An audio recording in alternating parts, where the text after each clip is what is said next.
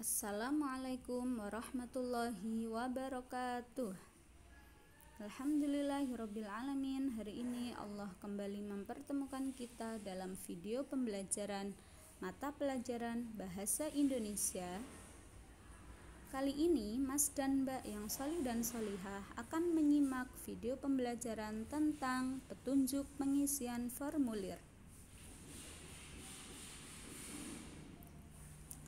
Apakah itu formulir?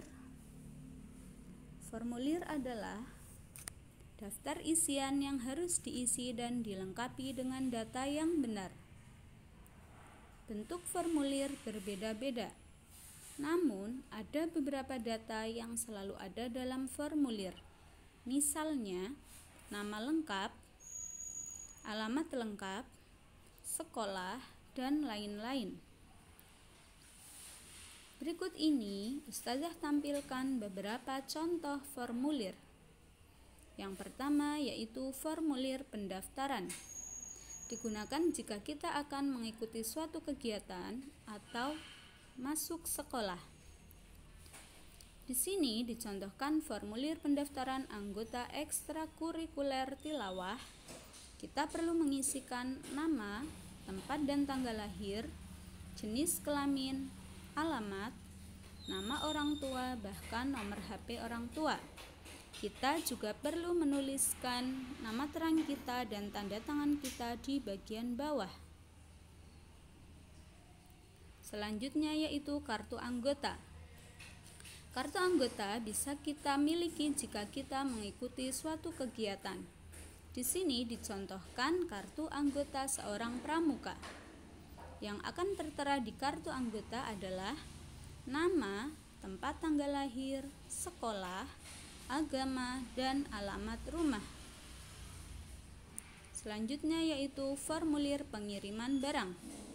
Formulir ini perlu kita isi jika kita melakukan pengiriman barang baik melalui jasa kantor pos maupun jasa ekspedisi pengiriman yang lainnya. Contohnya seperti ini. Data-data yang kita perlukan harus diisi dengan jelas dan lengkap. Selanjutnya yaitu kartu pos. Bentuk kartu pos sedikit berbeda dengan formulir yang lain. Kartu pos terdiri dari 2 halaman dalam 1 lembar. Bagian depan kartu pos seperti berikut ini. Di pojok kanan atas ada tempat untuk menempelkan perangko.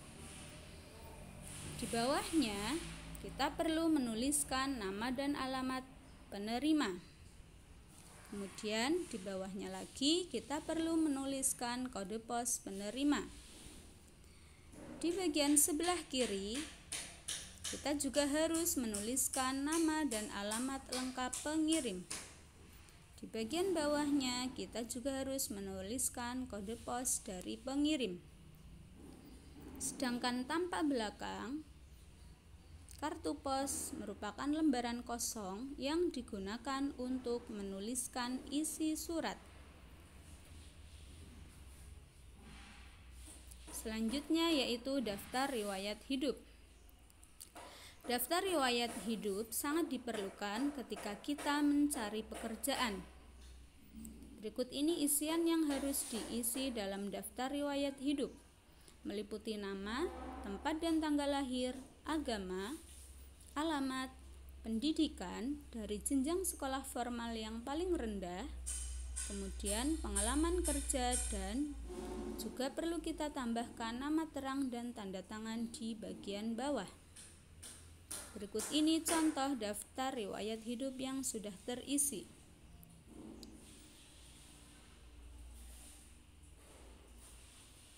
Selanjutnya yaitu slip tabungan.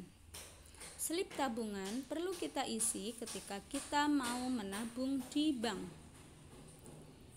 Bentuknya salah satunya seperti berikut ini. Kita harus menuliskan cabang bank, tanggal dan bulan, serta tahun kapan kita menabungkan. Kemudian Kita juga harus menuliskan nomor rekening tujuan, nama pemilik rekening tujuan, cabang rekening, jenis mata uang yang akan kita tabungkan, nama pengirim atau penyetor, serta alamat lengkap.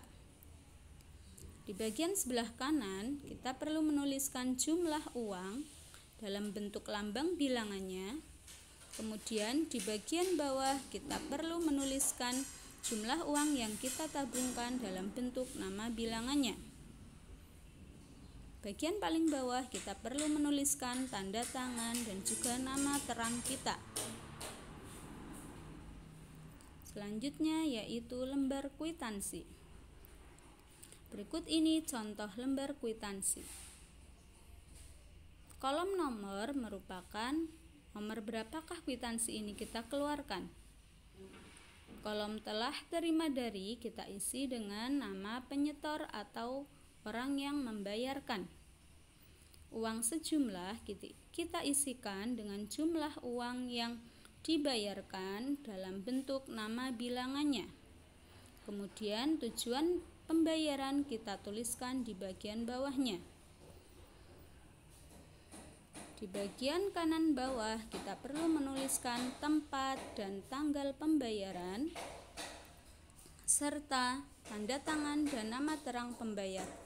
Di bagian kiri bawah kita perlu menuliskan nominal uang yang dibayarkan.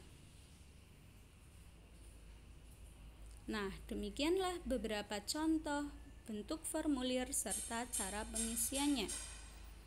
Pastikan ketika mengisi formulir harus dengan data dan isian yang tepat serta penulisan yang sesuai dengan ejaan yang disempurnakan atau EYD. Terima kasih sudah memperhatikan video pembelajaran kali ini. Semoga kalian bisa mengambil pelajaran dan bisa memahami apa yang disampaikan dalam video pembelajaran ini. Assalamualaikum warahmatullahi wabarakatuh.